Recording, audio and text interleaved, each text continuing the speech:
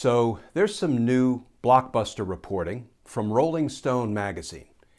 It looks like Donald Trump, in organizing and inciting the insurrection, he got by with a little help from his friends in Congress. Let's talk about that, because justice matters.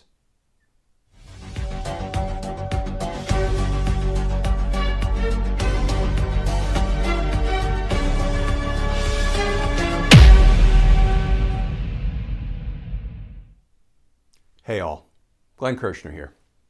So there's some new reporting by Rolling Stone magazine. People are referring to it as a blockbuster story, and I can't disagree with that characterization. Here is the headline from the new Rolling Stone article. January 6 protest organizers say they participated in dozens of planning meetings with members of Congress and White House staff. And here's how that article reads in part. As the House investigation into the January 6 attack heats up, some of the planners of the pro-Trump rallies that took place in Washington, D.C.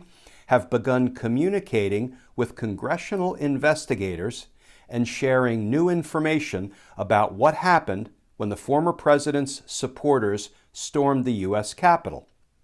Two of these people have spoken with Rolling Stone extensively and detailed explosive allegations that multiple members of Congress were intimately involved in planning both Trump's efforts to overturn his election loss and the January 6 events that turned violent. And I know you all will find this shocking to know that reported in that Rolling Stone article were the names of some of those members of Congress involved in the intimate planning. Andy Biggs, Lauren Boebert, Louis Gohmert, Madison Cawthorn, Marjorie Taylor Greene, Mo Brooks, and a real insurrection MVP, Paul Gosar, who, in the Rolling Stone article, reportedly dangled pardons to encourage the insurrectionists. There's also some new reporting from CNN that sort of reinforces and dovetails with the Rolling Stone article. Here's the headline from today's CNN reporting. At least 5 former White House staffers are talking to the House January 6th committee. That article begins, at least 5 former Trump administration staffers have voluntarily spoken with the House committee investigating the January 6th attack on the U.S. Capitol. The engagement could provide insight for the committee that's seeking to learn more about the actions of former President Donald Trump and his supporters in the lead up to the riot. So, if we take this reporting, it looks like the House Select Committee is doing its thing. It's aggressively investigating the run-up to the insurrection itself, and who is responsible for organizing it, for funding it, for inciting it. The House Select Committee seems to be doing its thing. They also have chosen to refer Steve Bannon for criminal prosecution for contempt of Congress because he refused to comply with a congressional subpoena. So the House committee is getting after it. The question is the Department of Justice getting after it? Is the Department of Justice criminally investigating Donald Trump and company for organizing the insurrection, for inciting the insurrection?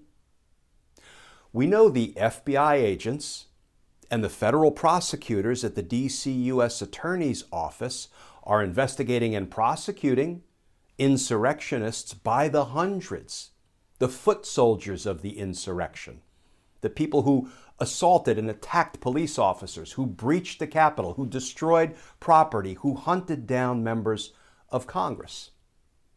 We know those people are being investigated. Folks, I maintain You can't investigate the foot soldiers of the insurrection without also investigating the organizers and the inciters.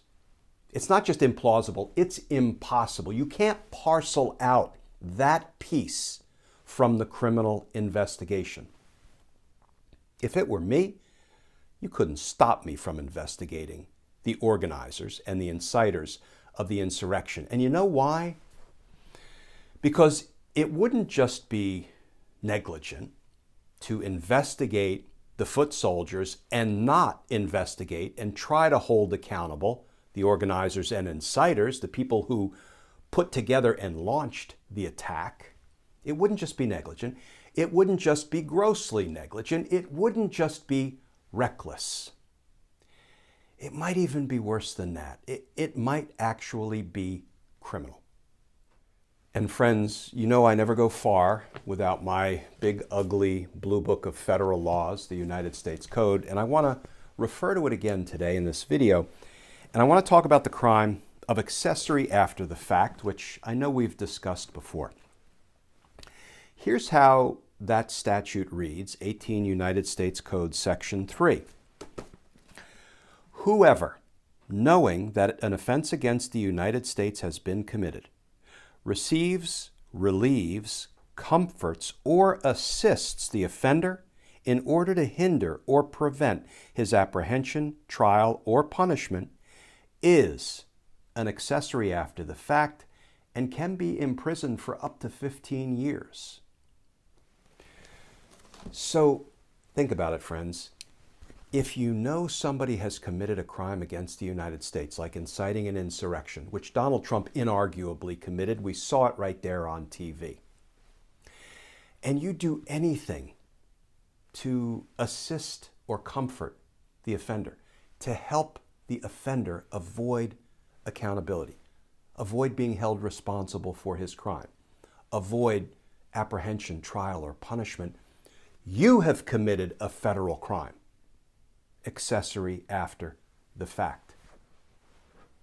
And that law right there, friends, is why you couldn't stop me from criminally investigating Donald Trump and his criminal associates to see whether the evidence supported indicting him for the crimes he committed in organizing and inciting the insurrection. Because if I did anything knowing crimes against the United States had been committed, I did anything to assist the offender in avoiding being held accountable, like making a political decision not to indict him, well, I'm sorry, but that would very potentially run afoul of the federal law of accessory after the fact.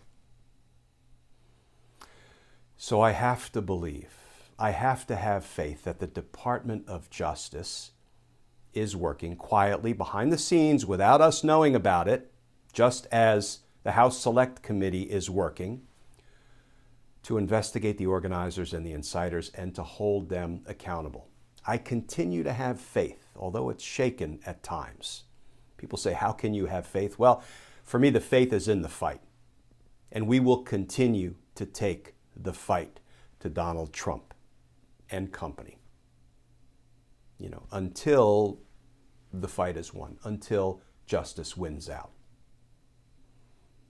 Because justice matters. Friends, as always, please stay safe. Please stay tuned. And I look forward to talking with you all again tomorrow.